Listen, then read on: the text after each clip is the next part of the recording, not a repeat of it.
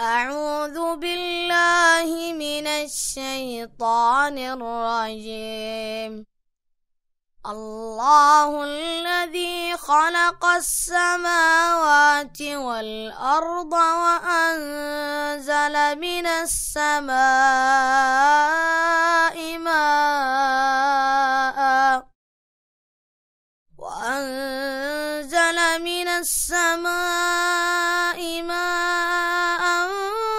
فأخرج به من الثمرات رزقا لكم وسخر لكم الفلك لتجري في البحر بأمره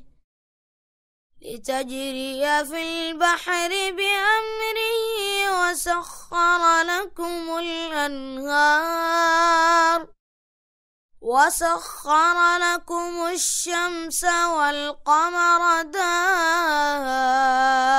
دائبين وسخر لكم الليل والنهار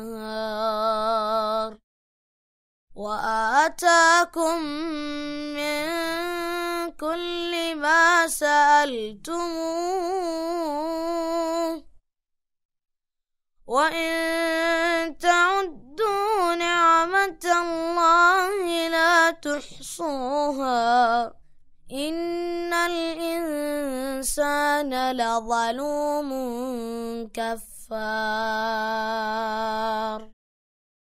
अल्लाह वही तो है जिसने ज़मीन और आसमानों को पैदा किया और आसमान से पानी बरसाया, फिर उसके ज़रिए से तुम्हारी रिज़्क़ रसानी के लिए तरह तरह के फल पैदा किए, जिसने कश्ती को तुम्हारे लिए मुसख्खर किया कि समंदर में उसके हुक्म से चले, और दरियाओं को तुम्हारे लिए मुसख्खर किया, जिसने सूरज और चांद को तुम्हारे लिए मुसख्खर किया कि लगातार चले जा रहे हैं, और रात और दिन को तुम्हारे लिए मुसख्खर किया, जिसने वो सब कुछ तुम्हें दिया जो तुमने मांगा।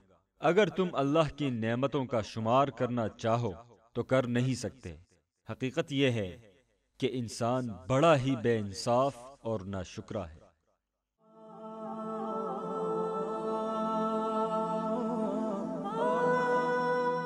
अल्लाह का शुक्र ही नेमतों को दवाम बख्शता है।